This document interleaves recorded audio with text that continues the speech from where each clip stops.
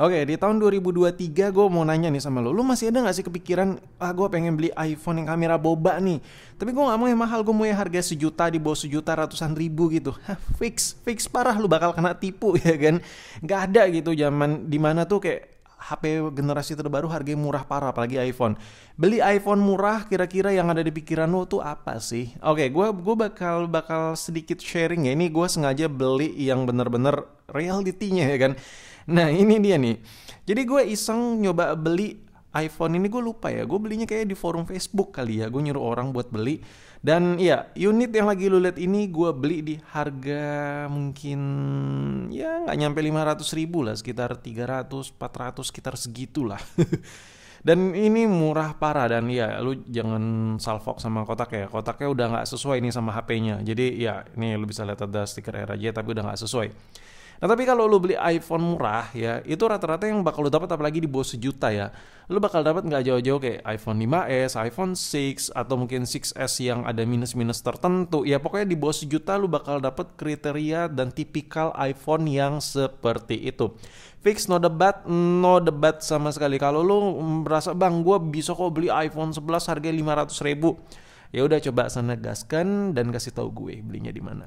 Dan untuk iPhone jadul itu kalau lo beli yang full set gitu, ada dua tipikal box ya. Biasanya kalau lo dapat box yang ori butek parah kayak gini ya, karena ya maklum lah, contoh kayak iPhone 5S yang lagi gue pegang ini umurnya hampir 10 tahun ya, rilis tahun 2013 akhir. Jadi menurut gue udah hampir 10 tahun dan fine parah. Kalau kotak iPhone yang jadul-jadul itu udah butak parah. Itu tipikal yang pertama. Tipikal kedua, kalau beli iPhone yang full set, iPhone jadul ya, yang full set, biasanya kotaknya masih bening tuh, yang udah gantian kotaknya udah bukan ori.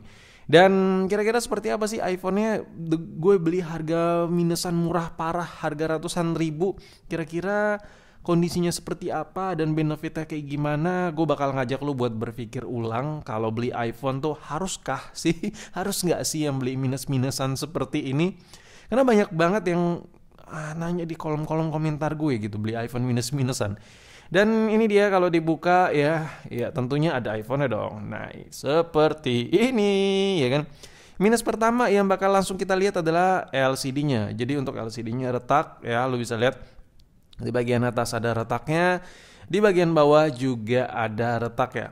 But it's okay kalau lu nanya ke gue gak bakal ganti selagi layar masih bisa dipakai. Kalau lu nanya ke gue ya. Tapi kalau in general nggak semua orang tuh suka ya kan. Dan ya iPhone ini tuh sebenarnya layak gak sih dibeli? Kalau lu tanya ke gue ya, kalau lu nanya ke gue secara personal, layak lah, layak. Kenapa? Ya karena aku jadiin konten ya kan. Tapi kalau gue tanya balik ke lu beli iPhone jadul yang udah minus-minusan lagi, udah jadul minus gini, layak gak sih? Ya jelas tidak lah. Yang pertama, buang-buang waktu, lu harus servis lagi, lu keluar dana lagi buat beli LCD-nya atau rusak-rusak yang lain. Itu buang-buang waktu parah. Saran gue kalau lu mau beli iPhone yang minus, yang jadul, jangan yang minus. Kalau beli iPhone 5s, iPhone 6, jangan yang minus fisik ya. Kalau lo mau beli iPhone jadul, saran gue sih seperti itu, biar nggak kecot aja. Jadi lo tinggal pakai, nggak perlu servis lagi. Nah, hal yang pertama kalau kita notice kalau dinyalain ini HP, ya udah jelas LCD-nya bukan original. Nah ini gue sedikit diskusi lagi kalau ya. Sedikit discuss, kalau kita beli iPhone jadul, iPhone 5s, iPhone 5 bahkan ya kan, iPhone 6, itu kalau lo nemu LCD yang masih ori, fix LCD-nya tuh udah kuning, udah butek ya, udah banyak tompel-tompel tipis-tipis putih-putih gitu, itu yang terjadi. Dan kalau lu lihat unit yang lagi gue pegang ini, yang gue beli murah ini LCD-nya udah KW, udah gantian, dan itu wajar karena ini HP udah berumur gitu ya kan. LCD udah ganti, itu wajar untuk iPhone yang jadul parah. Baterai udah ganti, apalagi itu wajar, udah jadul parah juga.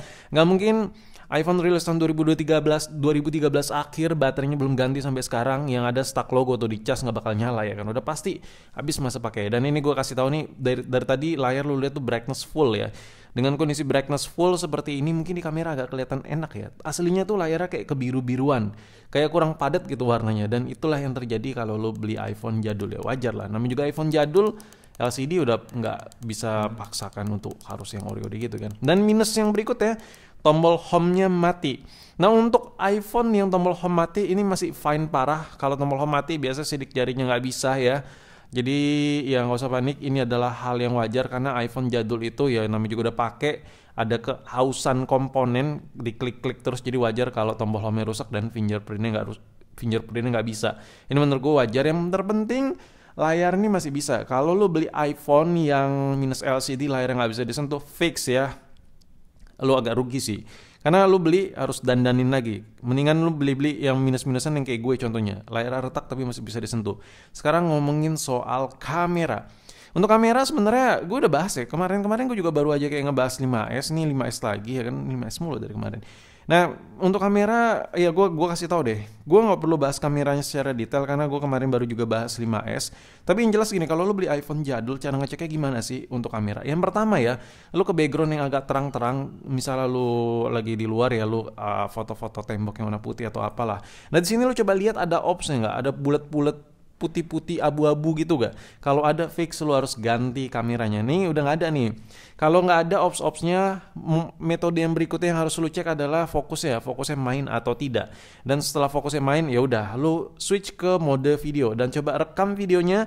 Dan di sini lu coba tes fokus otomatisnya main nggak. Kalau fokus otomatisnya main, nggak jedak-jeduk, nggak geter-geter, fix kameranya masih bagus. Ya pokoknya cara ngeceknya simpel. Yang pertama lu kayak background yang agak terang, background putih sih saran gue.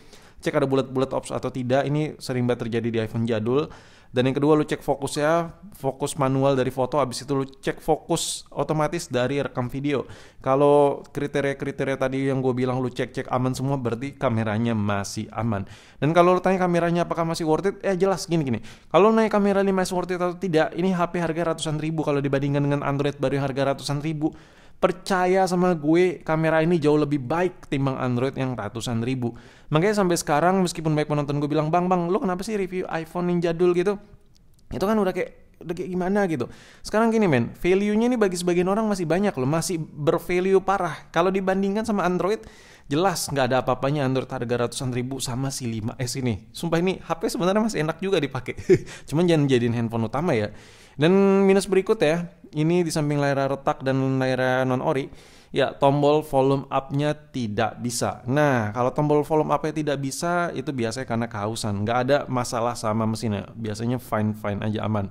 Dan sekarang ngomongin soal minus yang bakal dialamin di semua iPhone jadul, terutama iPhone kecil, kayak yang lagi kita bahas ini, Baterai maupun stok yang lu ganti baru, yang lama, semuanya nggak terlalu awet ya. Karena pertama HP udah jadul, yang kedua kapasitas baterai kecil di bawah 2000 mAh.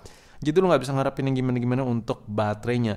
Dan itulah kesimpulan gue, kalau lu beli iPhone di bawah sejuta, ya bukan di bawah sejuta lagi, di bawah 500 ribu, yang which is literally fire banget, 200-300 ribuan, lo bakal dapat kondisi iPhone yang seperti ini. Di akhir video ngiklan dulu ya kan.